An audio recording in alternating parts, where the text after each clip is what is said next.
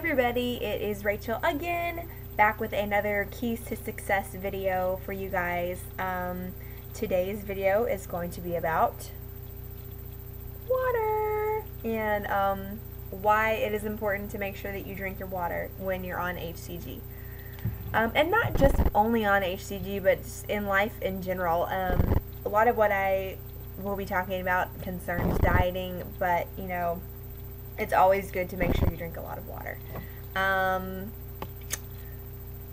So the first point, I guess, about why water is important while you're on a diet is because initially your weight loss is going to be largely due to a loss of water. And you need to be able to drink a lot of water to avoid becoming dehydrated.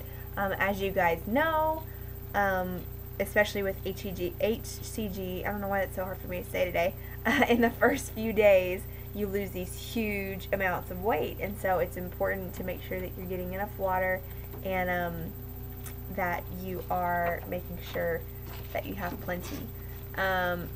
The process of burning calories requires water, so that's another important reason that you need to have water, so that you can burn calories efficiently.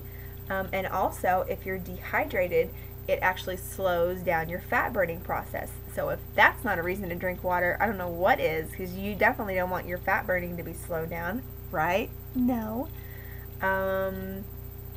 Burning calories also creates toxins, and as you guys probably have heard before in your life, water is important for helping the body flush out toxins that you have, in your cells and in your body, and your liver and kidneys help to get rid of all those toxins too, and it's excreted out through your body when you flush it out with the water. So that's very important. Something that I didn't know, and I'm going to have to read this because I don't know this. This says dehydration causes a reduction in blood volume, which causes a reduction in the supply of oxygen to your muscles, and this reduction in the supply of oxygen to your muscles can make you feel tired. So being dehydrated, not so good. Water helps maintain your muscle tone, and it lubricates your joints, and it helps to eliminate soreness while you're exercising. This not really so applicable on HCG since we have such a strict diet, but a healthy weight loss diet typically includes a good amount of fiber, and you should be supplementing with some kind of fiber if you're not, because we don't get enough fiber from the diet that we're on while on HCG, so be sure you're doing that. While fiber is normally helpful to your digestive system, without enough fluids, it can actually cause you to be constipated instead of causing you to safely be eliminating all the time. And another good reason to always drink your water is that drinking water with a meal can help you feel full faster.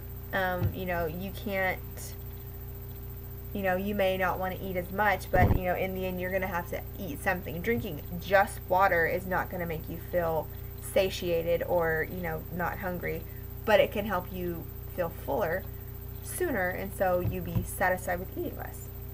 So that's pretty cool. How much water should you drink? This is a hotly debated topic among the HCG family and Facebook and YouTubers. I have heard some people that say they drink as much as 150 ounces or more. Some people say they stick to, I think, 3 liters a day. I think in Dr. Simeon's protocol, it specifically calls for at least 2 liters of water a day.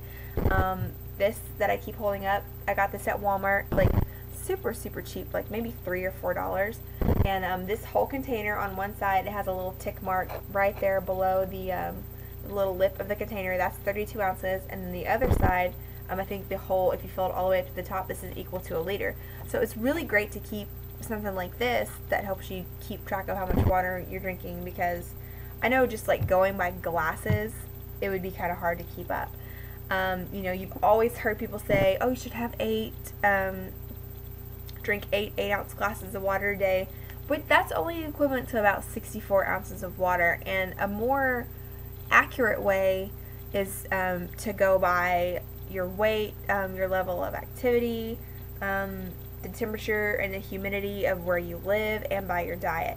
One rule that I heard that I kind of go by now is you take whatever you weigh, divide that in half, and that's how many ounces of water you should be drinking at least a day. You know, it never hurts to drink more if you want to drink more, but you should be at least drinking half your body weight in ounces of water.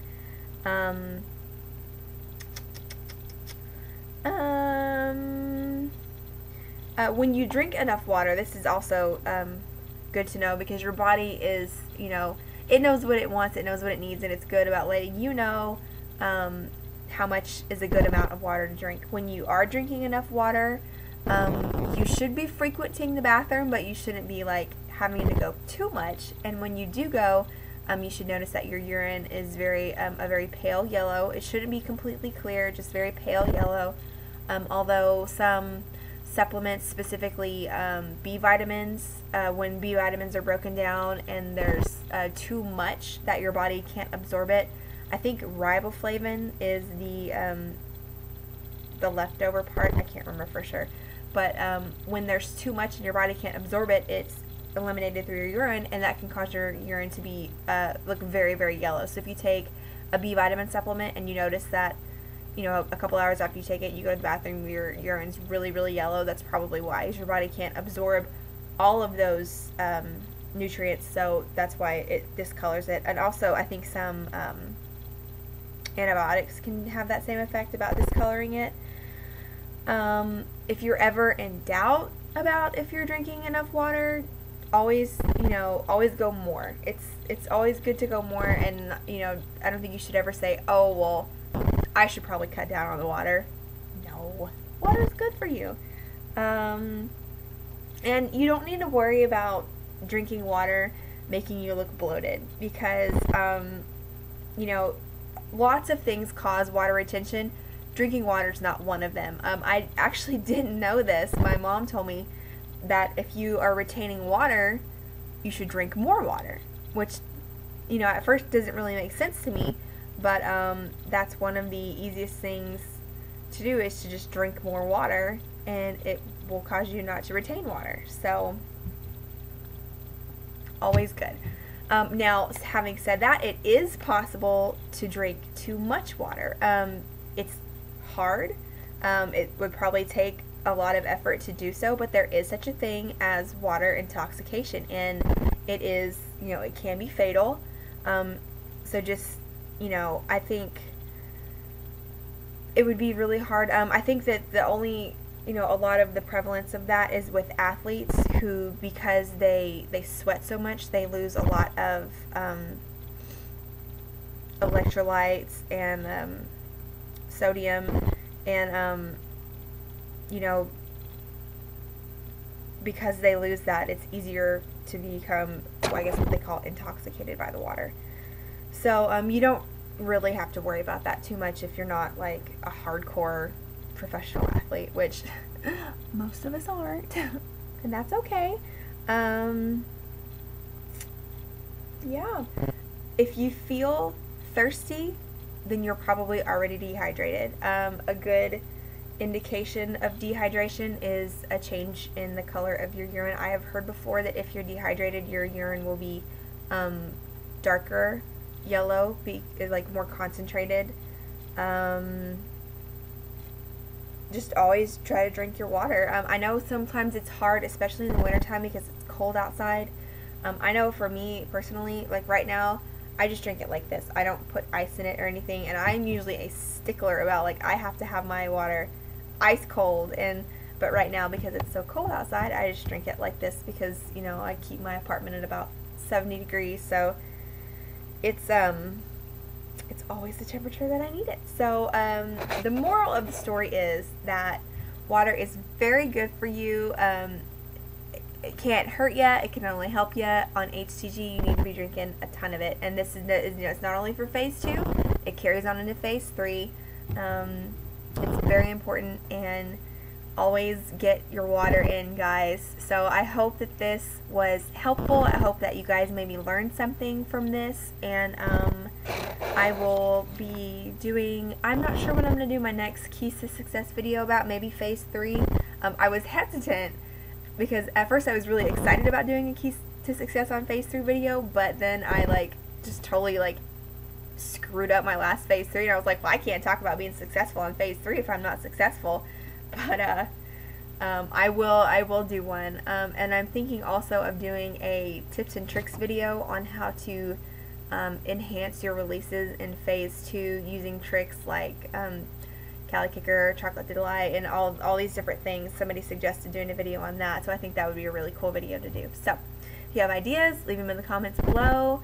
As always, thank you guys so much. If you have any questions, comments, right down there, and I will catch you guys in my next video. Bye!